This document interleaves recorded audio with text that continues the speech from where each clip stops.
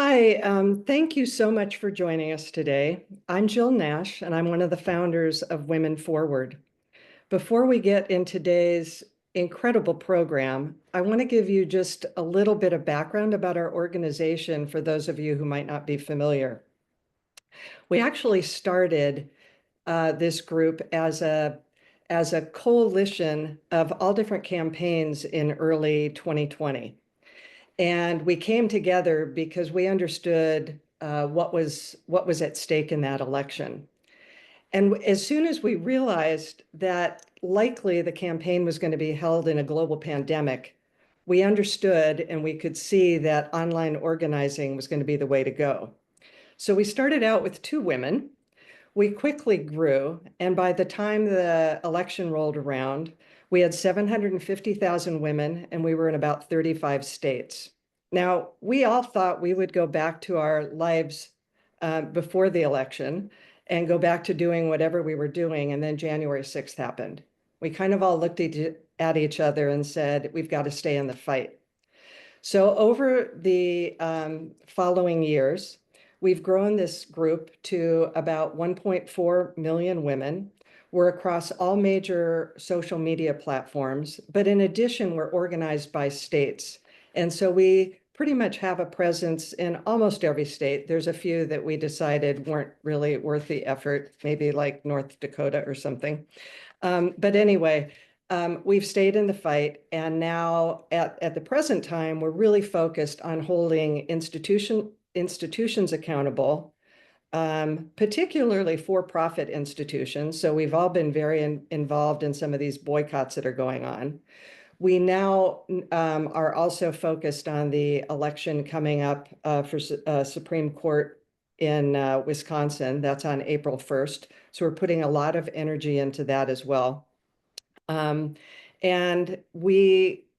we can all see kind of what's at stake here.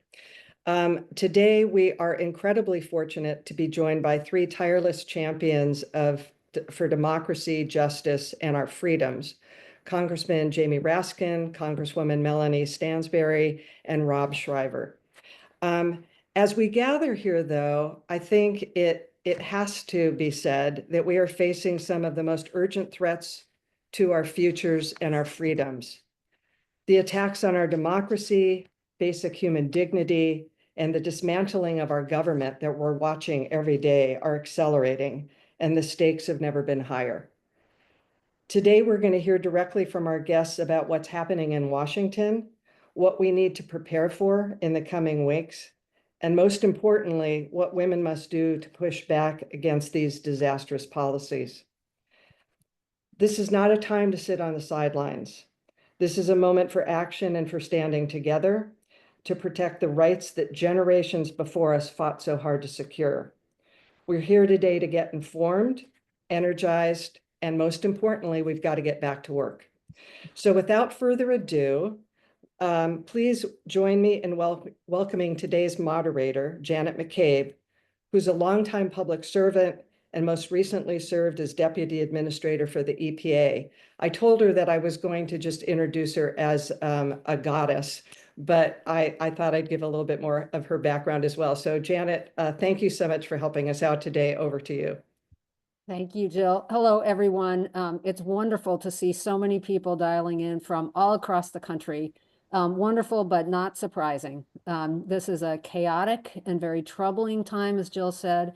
And I find myself, as a former public servant, looking for three things: good information about what's coming out of this administration, and especially what people are doing in response; communities of people who share my concerns about what is happening; and the third thing is suggestions of things that I can do to help.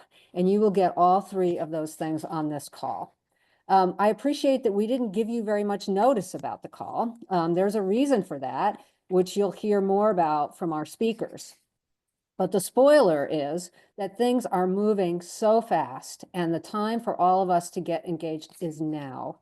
So you'll hear today about what's happening in Congress, and you'll also hear about amazing work that Democracy Forward and many others are doing to push back on illegal executive orders and administrative actions that are contrary to law or regulation, or fundamentally contrary to the principles of the separation of powers established in our Constitution.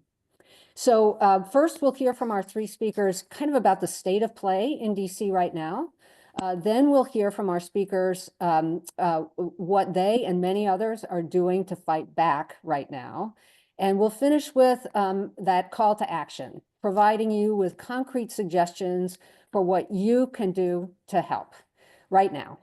And whether you have a little time or a lot of time, wherever you live, whatever your experiences and skills, there are things that all of us can be doing.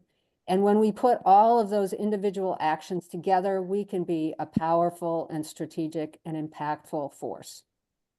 This call is being recorded today, and it will be posted on the Women Forward website for others who might not have been able to make it today or didn't get notice. So I am going to very quickly introduce our speakers, and then I'm going to tee up these three sections of the call, and then we'll have time for questions. Please, if you have questions, post them in the Q&A. We have a lot to cover today, so I'm sure there will be more questions than we can get to individually, but we'll try to bundle them and tackle the ones that are most related to empowering all of us. So first, speakers, I'm going to be very brief here in the interest of time, but of course you can read much more about these amazing people on their web pages or wiki or whatever.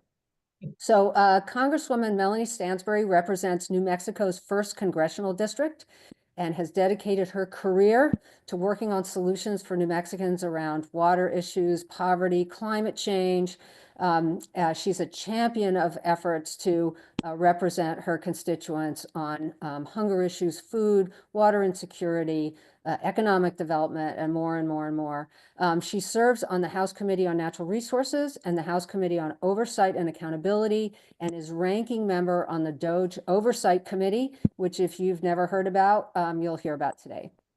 Congressman Jamie Raskin represents Maryland's 8th District, and he'll be joining us in a few minutes. We are so fortunate that Congressman Raskin is serving as the ranking member of the House Committee on Oversight and Accountability. He's been a prominent and forceful voice for this country's democratic principles and institutions. And our third speaker is Rob Shriver. Rob is someone I worked with during the Biden administration in his role as deputy and then acting director for the Office of Personnel Management. That is the federal agency that is central right now to so many of the hugely problematic directives coming out of the administration. And he is truly a champion for the federal workforce, one of the most knowledgeable people I know about the complicated laws and rules that are in place to ensure we have a nonpartisan and professional federal workforce. Rob is currently the managing director of the Civil Service Strong and Good Government initiatives at Democracy Forward, but he's joining us today in his personal capacity. Democracy Forward is an amazing organization that has been right on the spot, swiftly taking the Trump administration to court and getting some great results. So now I would like to turn the mic over to Congresswoman Stansbury, and after her, Rob will jump in to give us a sense of the state of play in Washington right now. Congresswoman, over to you.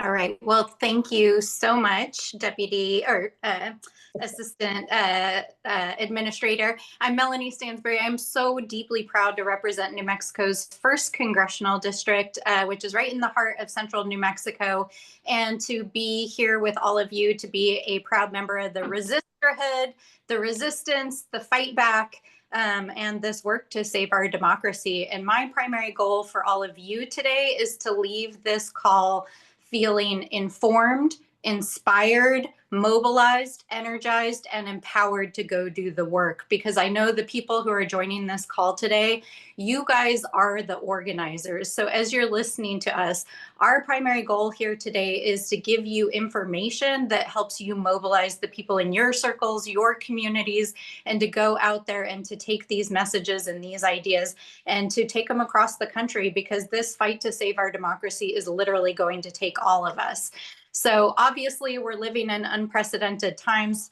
Myself and Ranking Member Raskin have a front row seat every day to the insanity. And what I can tell you is that we are, whatever you call it, a constitutional crisis, unprecedented times. The list could go on and on. Right now, we are seeing an administration that is dismantling the federal workforce at a scale we've never seen.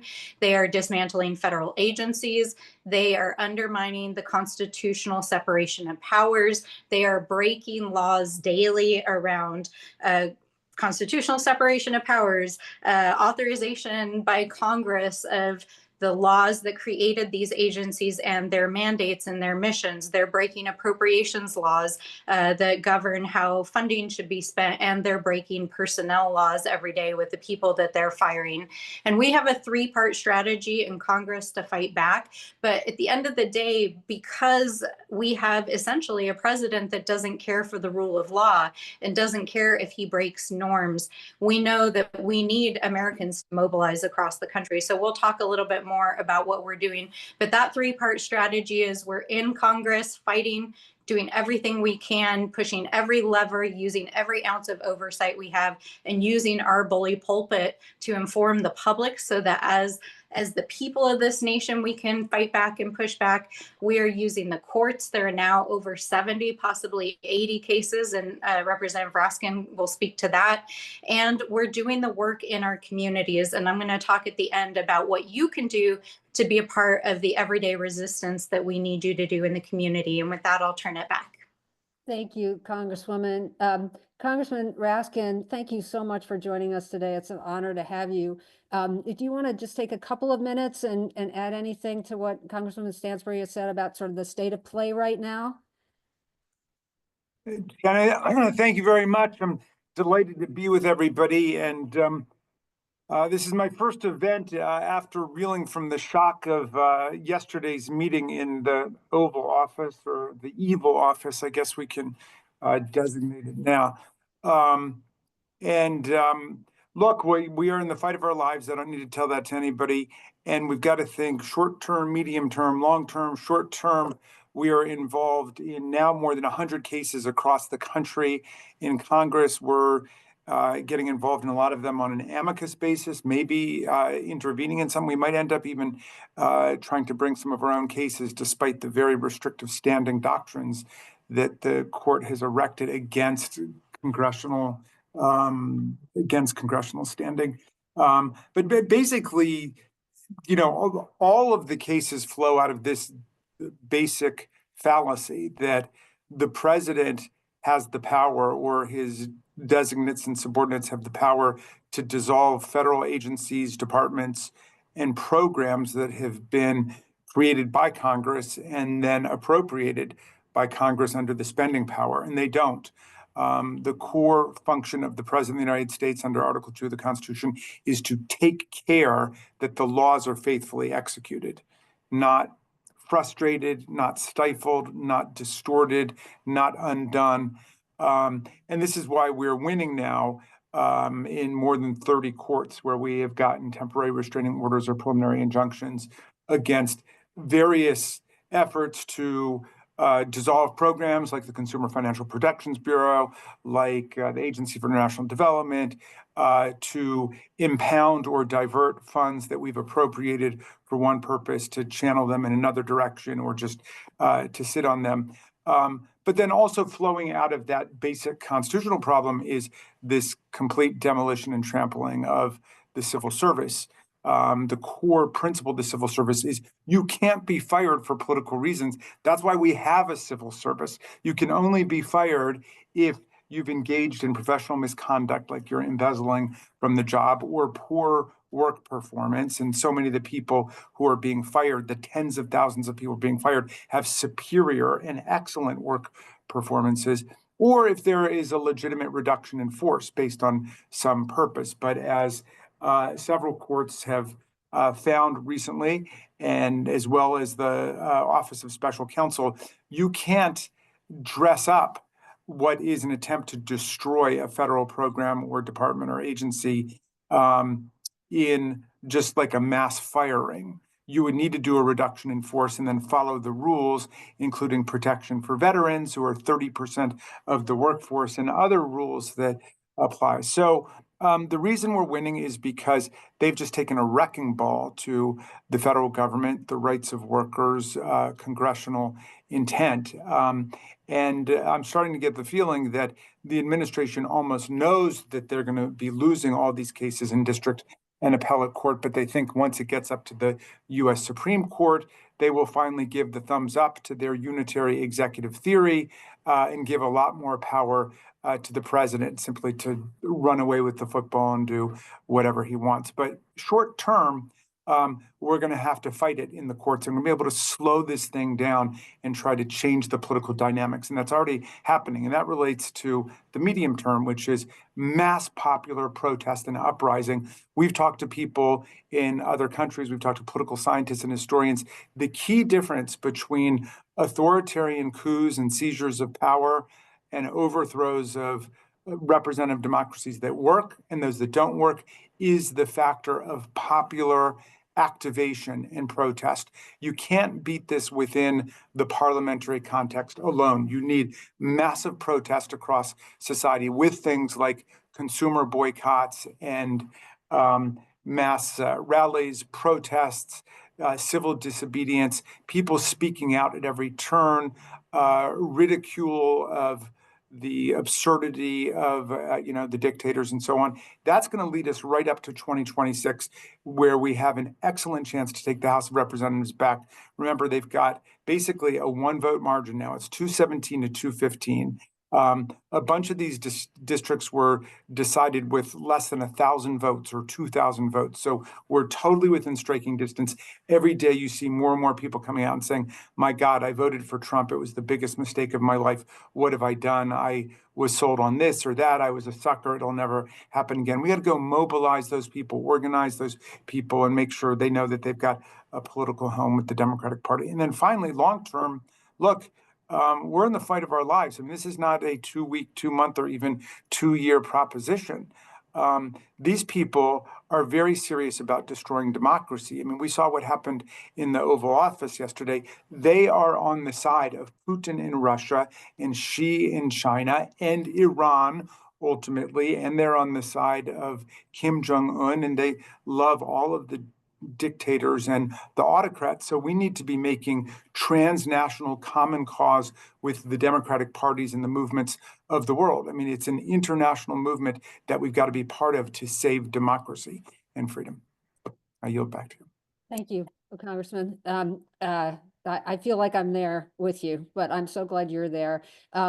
Much of what you said is a very nice transition over to Rob Shriver to give us a sense from outside of Congress what organizations like Democracy Forward and others are doing as part of this immediate fighting back. Rob, over to you. Well, thanks, Janet. It's really great to be here with you, one of my former colleagues, and such a fierce champion for our cause. And thank you, Ranking Member Raskin, Congresswoman Stansbury. I'm honored to be on the panel with you. And thanks for all of you for your interest and commitment to these issues. I'm here in my personal capacity as the former OPM director, and let me just spend a few minutes talking about the state of play in Washington. So, number one, there's an all-out attack on the federal workforce. They're using every tool that they have at their disposal to drive out of the federal government as many career expert civil servants and make room either for elimination of important government functions or for unvetted, unqualified political loyalists to come in. What's the basis for this? Well, they believe that federal workers can be an obstacle to them because federal workers take an oath to the Constitution and not to the president at the time. They last across administrations so that they can be a source of continuity, a source of expertise. They're hired and evaluated based on their merit and not on their personal loyalty. And that's a problem for this administration. So how have they gone about sort of winning support for their perspective? Well, with a bunch of misinformation. It starts with the concept that everybody who works in the federal government is part of some deep state conspiracy to thwart and impede the Trump administration. Well, There are 2.2 million federal employees. 85% of them work outside the Washington, D.C. area. I think when somebody wakes up and goes to a VA hospital in the morning to care for our veterans, the last thing on that person's mind is, how can I thwart the Trump administration today? When somebody signs up to be a wildland firefighter and gets deployed in the midst of fire season, putting their life on the line, the last thing they're thinking about is, how can I thwart the Trump administration today?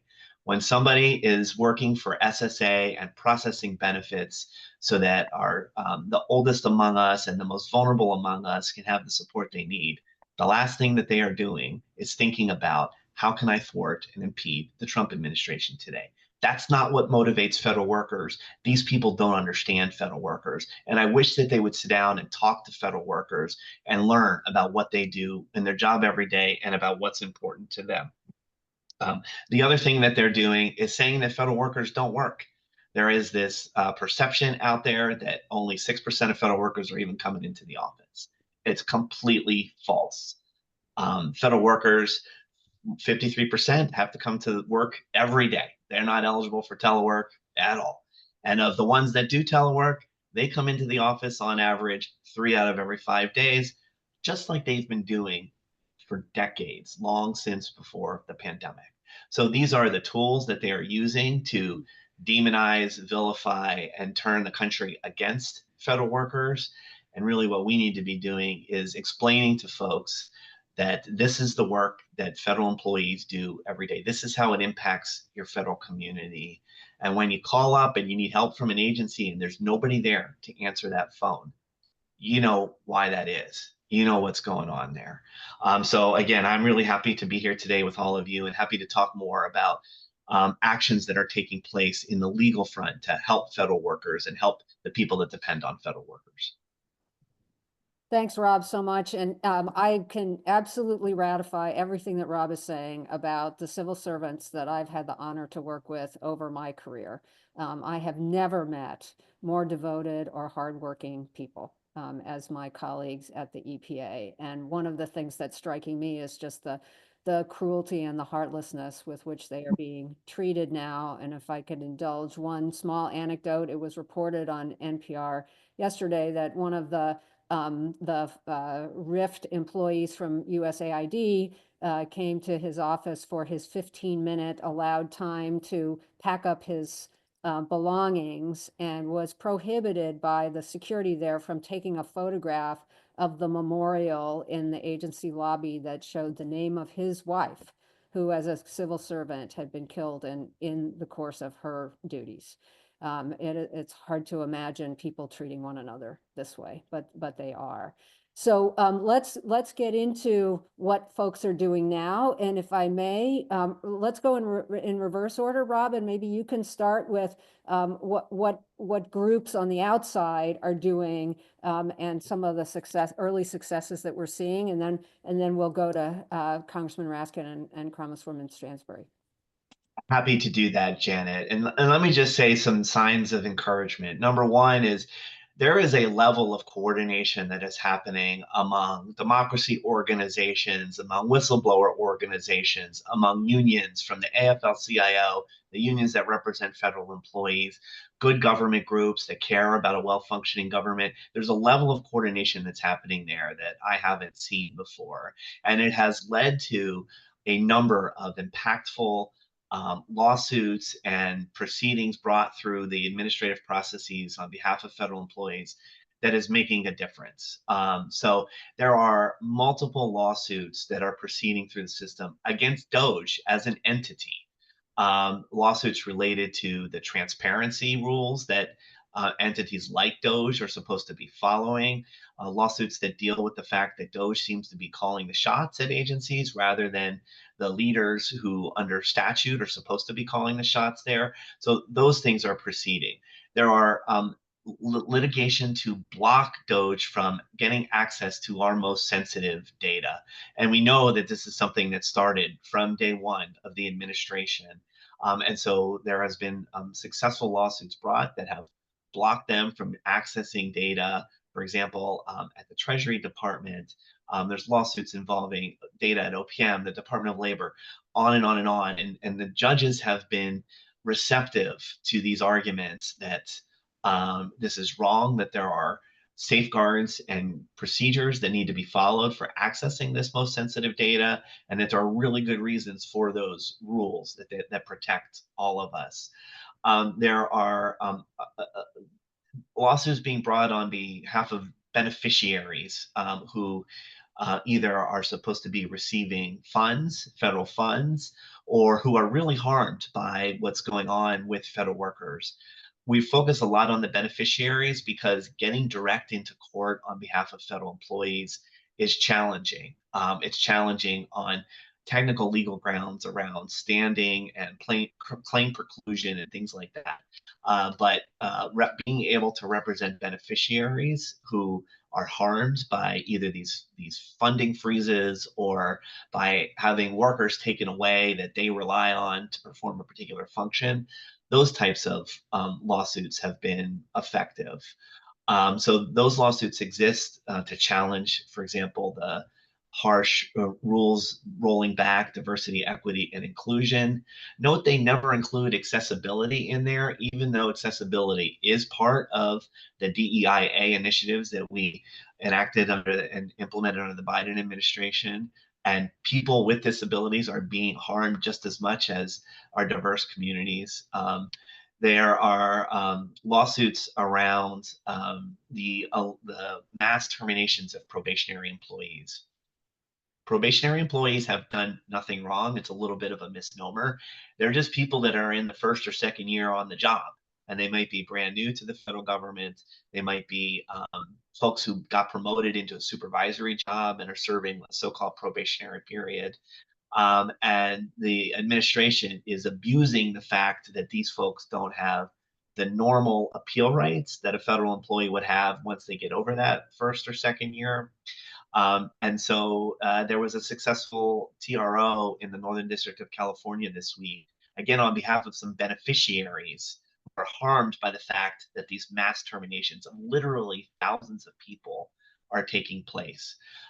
We are also pursuing the administrative remedies, as I mentioned. So on behalf of the probationary employees themselves, we have filed a complaint with the Office of Special Counsel. It's this little agency that investigates what are called prohibited personnel practices or Hatch Act violations for political activity, things like that. Trump tried to fire the head of OSC to stop them from doing anything. He has sued and has been reinstated and has acted on our complaint, and we've gotten some relief for these probationary folks while they continue to conduct an investigation. We're hoping that they will expand the relief to all similarly situated probationary employees. There has also been litigation over the fork in the road deferred resignation program that is not actually a program. It's a made up thing that Elon Musk did at Twitter. The members of Congress here know that there are rules set up for doing these kinds of things with the federal workforce. There are early retirement programs. There are voluntary separation incentive programs. Well, they bypass all of those normal rules, and they created this fork in the road myth so that they could have all of the power over how they ultimately implement it. So they would be ungoverned by any of those regular rules. So there was some litigation over that ultimately bought federal employees more time to get more information and make a more informed decision about whether to accept that fork in the road. And then, there's also coming soon is their effort to transform most remaining federal workers into political type appointees through the so-called Schedule F that they've now rebranded Schedule Policy Career, which ironically looks like Schedule PC to me. So weird that Republicans are doing that. But that is coming soon. And I think what's going to wind up happening here is they're driving out as many people as they can. We have massive reductions in force coming, which is the federal sector version of a layoff. Those are in process, and whoever's left, they're going to put as many of them as they can on this Schedule PC so that they're hired and evaluated based on their loyalty to the president and not based on their merits. We will keep fighting in every avenue that we have. Thanks, Rob. I think you can see how much is going on, but also how complicated this is.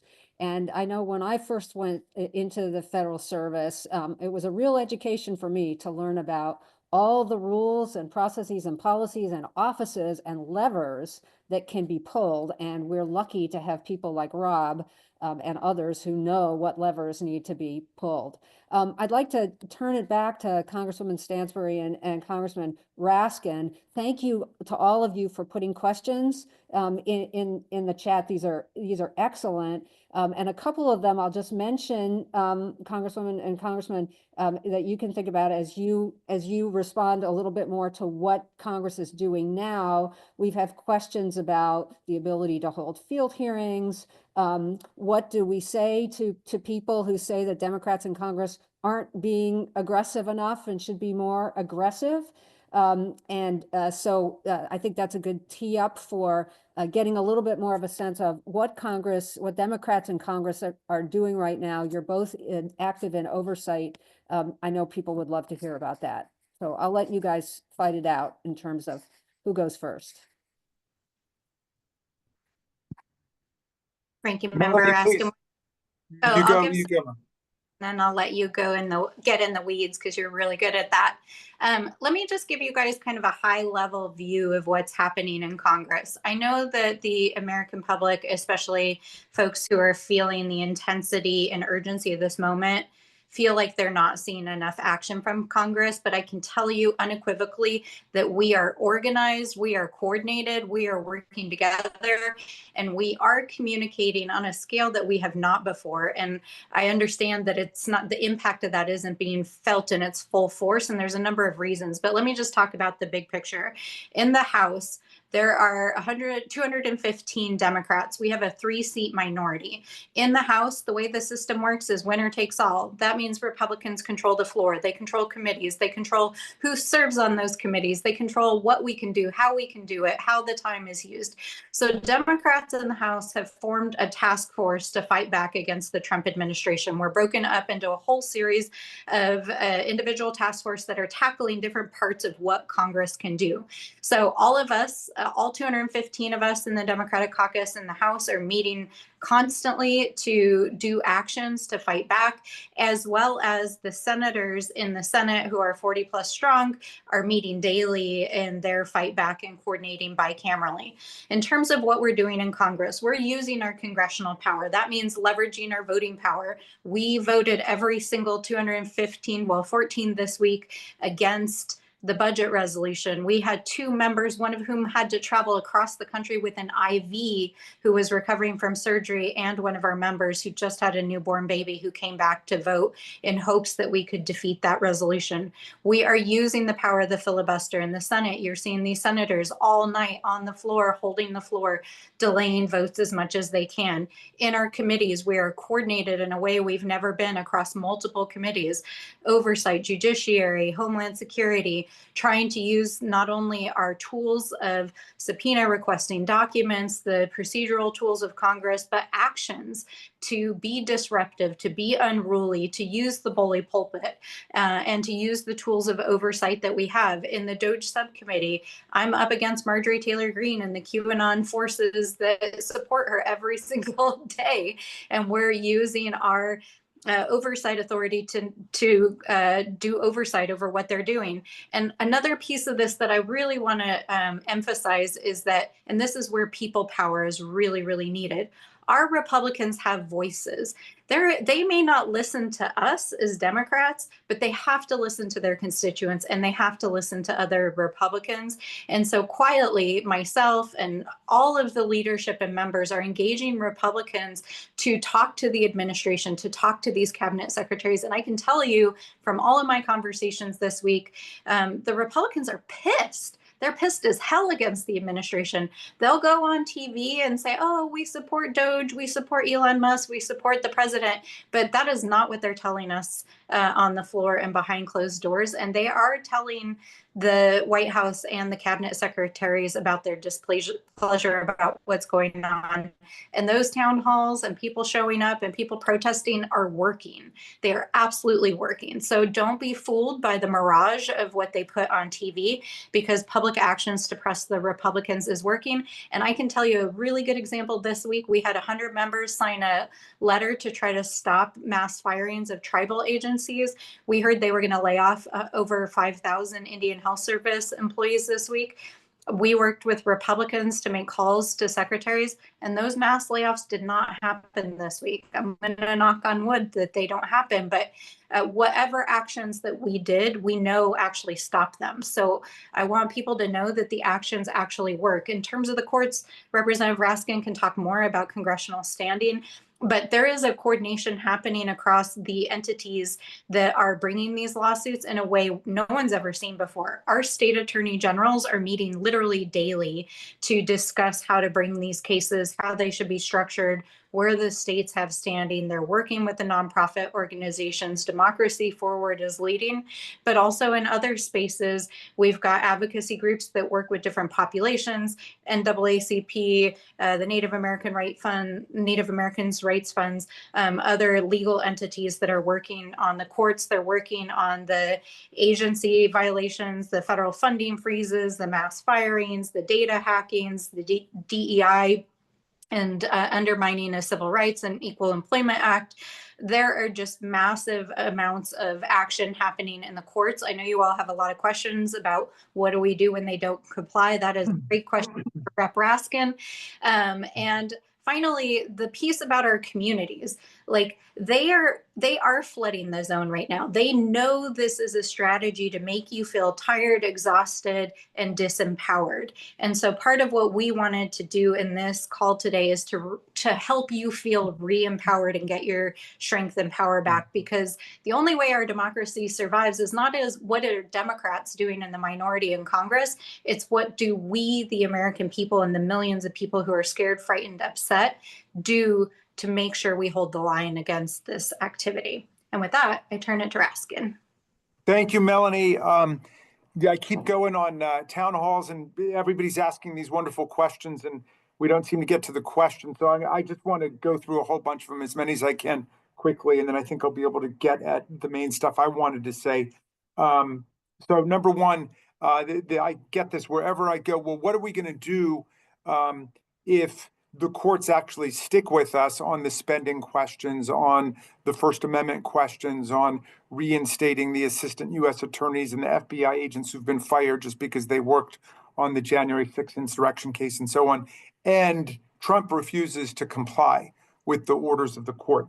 So I want to look at it first from a legal and then an extra legal perspective. From a legal perspective, people should understand that that would be a very intense thing for them to do, given that if the courts stick with us all the way, and I'm talking about through the Supreme Court, he then is defying a court that he created in his own image by stacking and packing and gerrymandering it. But it's quite possible that they either their cases that stop short of the Supreme Court and they refuse to comply, or they comply sluggishly or ineffectually. And we've already seen that happen, like in the AID case, where they're supposed to restore funding to a lot of the foreign aid contractors, and they haven't done that. So what do we do? Well, in that case, a contempt motion was filed.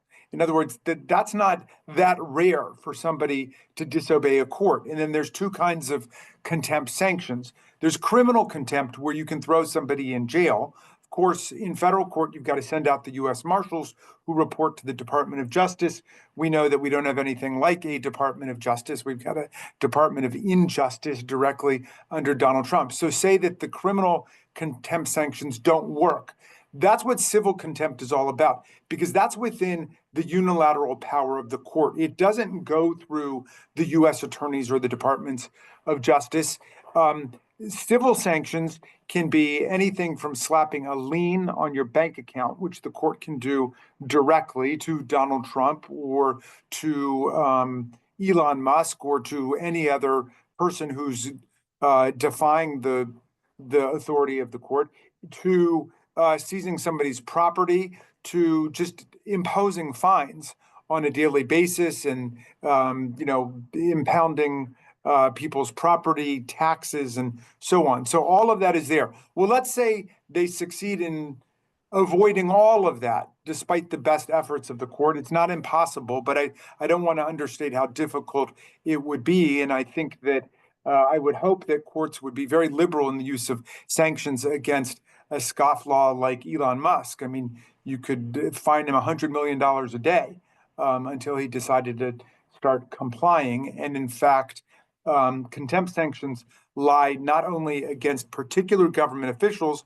but assuming that Elon Musk is now operating under a private guise, which he seems to be doing, also the aid or legal government action. I found some really good cases on that. So all of that, should be tried and will be tried and is in the process of coming forward. But let's say none of that works. Well, that is the situation that we've been studying around the world, where people do have to use mass popular protest, civil disobedience, consumer boycotts, national strikes, union walkouts, in order to explain that people are not going to participate in the illegality of the government opting out of the rule of law. But we're still a long way off from there. So I don't want people's minds just to leap to the catastrophic thinking. We are winning in court every day, and you've got to get that message out to people. We have won more than 30 temporary restraining orders and preliminary injunctions from Obama judges, from George W. Bush judges, from Trump judges. We have won from Reagan judges. In one of the birthright citizenship cases, a Reagan judge basically said this was the easiest case he'd ever decided. And you don't need to be a lawyer in order to understand what the first sentence of the 14th Amendment means. You just have to know how to read, because it says that all persons born or naturalized in the United States are a citizen, and subject to the jurisdiction thereof are a citizen of the United States. All right, so there's that. Secondly, people are saying, well, what about our private data? What are we going to do? Well, good news, we're winning on that in the Treasury case. We don't know whether they made off with our data already and whether it's leaked out and been used improperly for AI or some other private purpose. But I will tell you this. There is a federal statute, criminal statute, that's in violation of, called the Consumer Abuse and Fraud Act of 1986, which Ronald Reagan had actually pushed for. And there's a private right of action built into that. And the moment that we see that there are real damages that people have suffered, I'm going to move for the initiation of a nationwide class action lawsuit where any citizen who wants to sign up can sign up. And, we can have 300 million people suing Elon Musk if we can show that our data has been diverted and used for an unlawful, unauthorized private business purpose. And if the Proud Boys and Oath Keepers want to opt out, they can opt out. But otherwise, we can bring a class action lawsuit on behalf of all Americans. Also, there's a provision in FOIA. I can't find any cases where it's actually been used, but there is a provision in FOIA that allows each citizen to write to the Office of Management and Budget to get an accounting of their data, of their private data, and to ask whether it's been breached or whether it's been secure. But anyway, I just found that yesterday. We're going to be working on that, and we'll have something to say about it this coming week. Let me just try to take a couple more of these. Someone says, what are you guys doing to bring Republicans over, which is a great question. It was easier in the old days when we had Liz Cheney and Adam Kinzinger and Mitt Romney and people like that. As you know, they've been purging any free thinker from that religious cult over there. But there are some people who are retiring from Congress who might be having pangs of conscience. And there are some new freshman Republicans who might not have understood exactly what they were bargaining for in coming into the Church of Trumpology like it is. And then all of us are trying to make connections and, forge bonds however we can. I know Melanie does that. For New Year's, I had Lauren Boebert and her family over to our house. I mean, we're trying to connect with these people as much as we can because, you know, we are seeing this in the most dire terms, that there are people there who really want to turn this into an authoritarian government. So that's much on our minds, but we've not had any breakthroughs yet. But I will tell you this, they are offending a number of Republicans and they are threatening a number of Republicans who are in the more moderate swing districts. And they've got people who are sitting on, you know, 800 vote, 1,000 vote, 2,000 vote districts, just like, you know, on our side of the aisle. Somebody asked about the fork in the road checks. Are people getting paid who accepted the fork in the road? It was a very small number of people in terms of the overall workforce. My understanding, but I haven't seen any kind of systematic inventory, is they are getting checks unless they're being fired in the meantime. And I've definitely heard about people who accepted the fork in the road Godfather offer, they took it, and then they were fired anyway because they were identified with DEI, for example, or they were a probationary employee, and then they were told, oh, well, we don't owe you this money anyway, we can just fire you. I think as Rob was explaining, a lot of the people who are probationary or employees are probationary because they got a promotion. They did so well in their last job, they got a new promotion, and now they're in a year-long probationary period. Somebody asked about the shadow cabinet. Can we create a shadow cabinet? Yeah, I mean, theoretically, we could do that. We don't, that's going to require just negotiations between the House, the Senate, the DNC. I hope that the DNC can take the lead in constituting it. The one cautionary note I've received in talking to people about this is they don't want it to be an excuse for people not to do stuff like, Melanie Stansbury is our shadow cabinet or people's cabinet OMB director.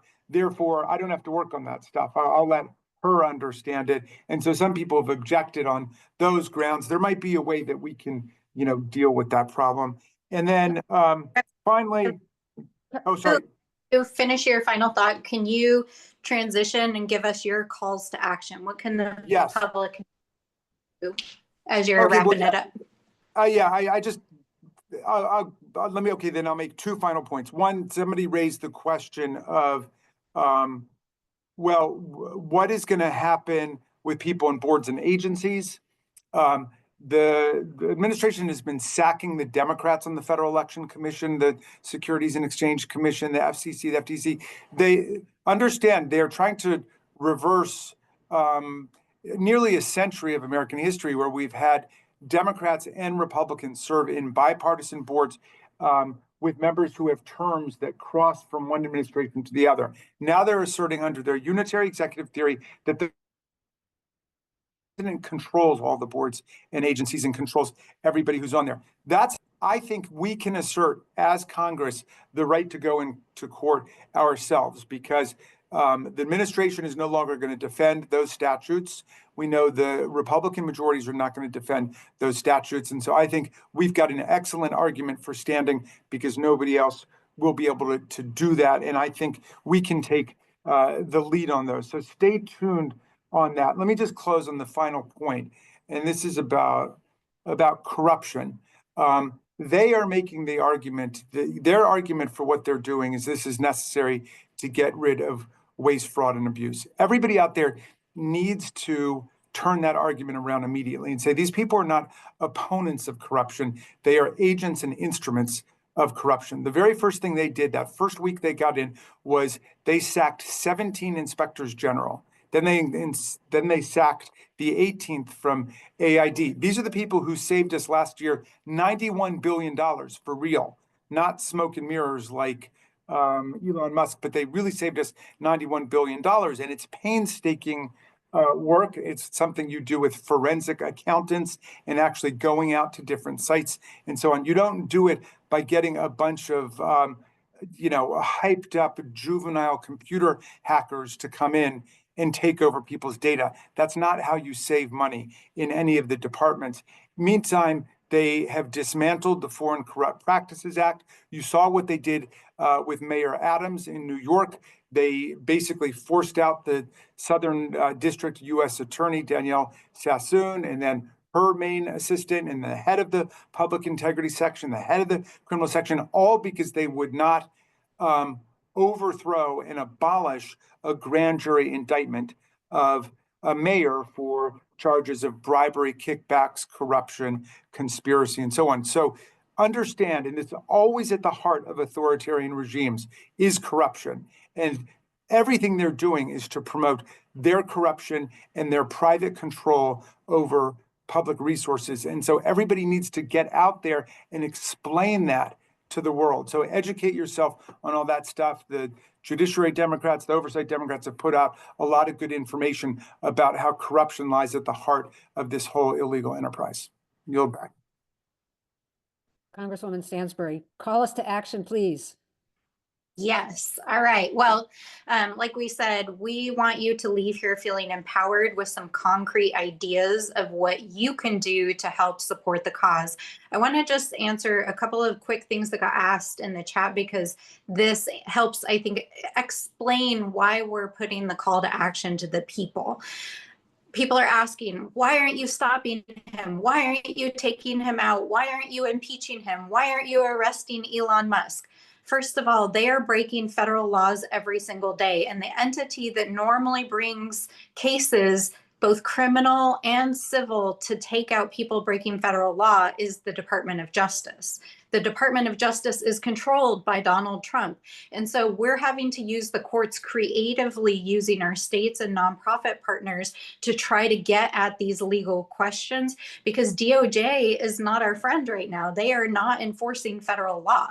And so to answer all of these questions that were in the chat about why aren't we taking him out right now, it's because they have hamstrung the federal law enforcement that would do that work. So the best way that we can stop them in their tracks now is using these legal cases to get injunctions and restraining orders against them to stop the immediate action. And that's what all these cases are about. But as Representative Raskin said, there's a short term, there's a medium term, and there's a long term. And I'm seeing lots of questions of the feeling of like, well, how do we stop them now? What do we do when they don't comply? And then if worst case scenario happens, then what happens? So I want you all to kind of put your thinking caps on about the concrete actions you can take in your community. I'm going to break it down in 3 buckets. The first is institutional actions. How can you help push our institutions? How can you help push Congress? If you live in a district with a Republican, call their office, send them letters, show up to their offices, organize protests at their offices, show up to their town halls, be disruptive, communicate with them. If you're a donor, if you know a Republican, please talk to your Republican friends and family. We need our Republicans to get a backbone, to know their voice matters, and to help support this effort, because as long as Democrats are in the minority, our institutional tools are not as strong as they could be. So that's why we're calling you to action, especially around mobilizing Republicans. We need you to also mobilize the administration. You probably have friends that know Donald Trump or know these cabinet secretaries. You may even yourself be a donor, an independent, or somebody who has a tie to the administration. These guys, while they may be conducting evil things that are impacting our country, they need to hear from us. And that is why we are communicating and working with others to try to reach them, to explain the impacts of what they're doing and to ask them to intervene. If you watch that cabinet meeting the other day, it's very clear those cabinet secretaries do not support what Elon Musk is doing. We need more voices to talk to those folks, to make them stronger so that they can be a force of resistance within the administration. If you're a lawyer, if you're a legal professional, we need an army of lawyers. We will send links after this for how you can get involved. You can get involved with national organizations. You can get involved with local organizations. We need lawyers who can help answer questions for civil servants. We need lawyers who have creative legal theories to help us figure out how to navigate the courts. We need lawyers who can help write informational web pages. If you're a donor, if you have money, there is so much work that needs to get done. We need help paying for some of this stuff. So those are ways that you can get involved. If you have friends who are in local government, especially Republicans, talk to them. We need those local government folks to push the institutions. That's institutional action. Second, collective action. there is so much that can be done in the collective action space. Protests, of course, are great. For me personally, I am engaging in protests weekly. For me, the protests are at these agencies. They're in places where we can amplify a story, a message, and solidarity. Think about how you can use your body, your voice, and to show up in spaces where these protests have an impact. Or join mass protests if that's a space that gives you strength and feeling solidarity. Support your federal workers, support vulnerable and target communities. The LGBTQ plus and trans community are terrified right now. Sign up to help, reach out to organizations, the immigrant community, sign up to help immigrant rights organizations, get involved and donate to causes, and run for office. People are asking about these upcoming elections. My protest, I worked as a civil servant. I worked at OMB and then I was a Hill staffer. In 2017, I worked on the Hill when Donald Trump came into office, and I left in September. I moved home to New Mexico and I ran for office. And that is my protest, and I'm still protesting as we speak.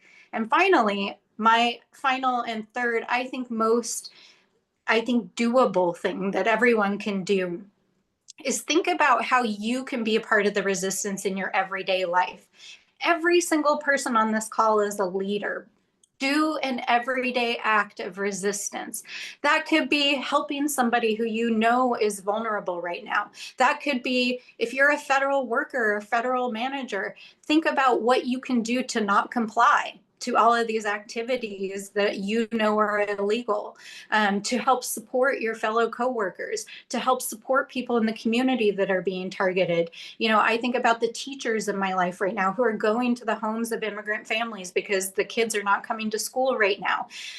It's teachers who are saying, we're not going to stop teaching history. It's the VA worker who says, I'm not going to find a way to cut jobs. Those are acts of everyday resistance, and that is how we save our democracy. So we're going to leave you with a slide at the end of this. And, you know, Elon Musk had everyone write the 5 things that they did this week. And I'm hoping that all of you will read this slide and say, what are the 5 things I did this week to help support the resistance in my own life and my own leadership?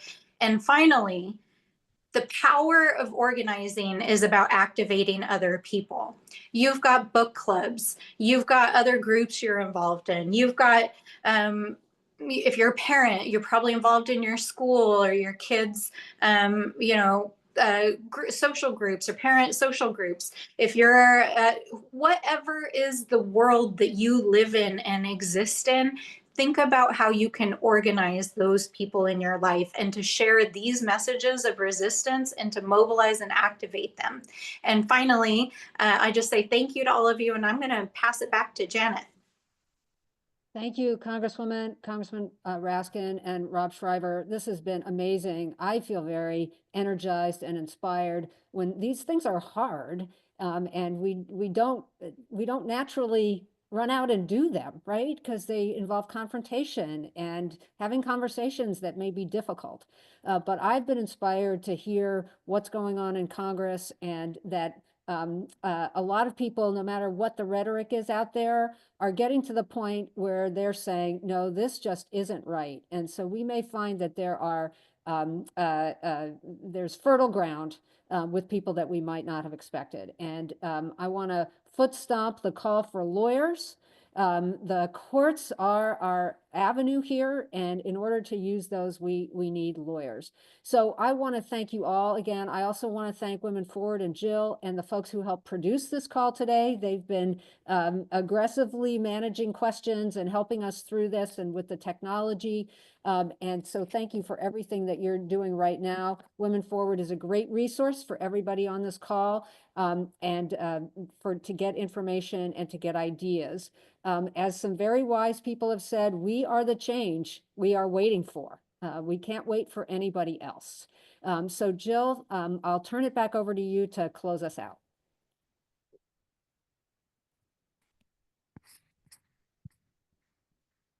Sorry, this has been an amazing program, inspiring. Congressman Raskin, one thing, I hear what you're saying about the shadow cabinet.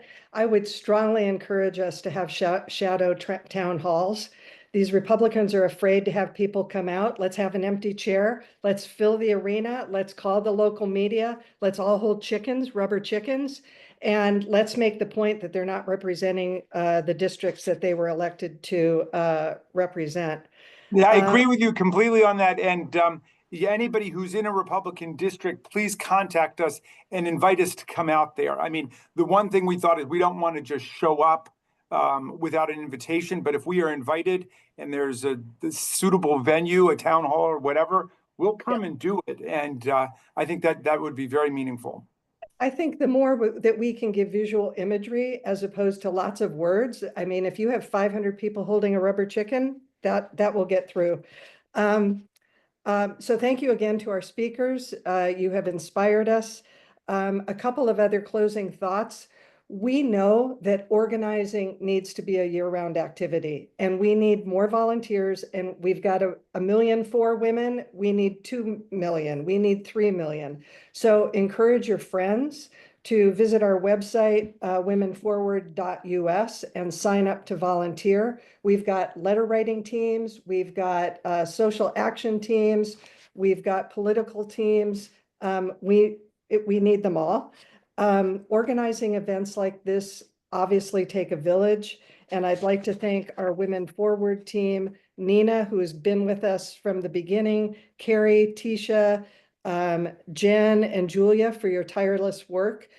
Please watch this space for upcoming speakers. Please stay committed to the boycotts that we've started. They take time, but we have historical evidence that they work. Just think about Coors Beer, and the LGBT community stayed with that one year after year, and they finally prevailed. I hope you have a good weekend. Here's our information for how you can get in touch with us. And we will also be sending up a follow-up communique with some of these terrific ideas that our speakers offered up. So thank you. Stay in the fight, recruit others, and we will see you soon.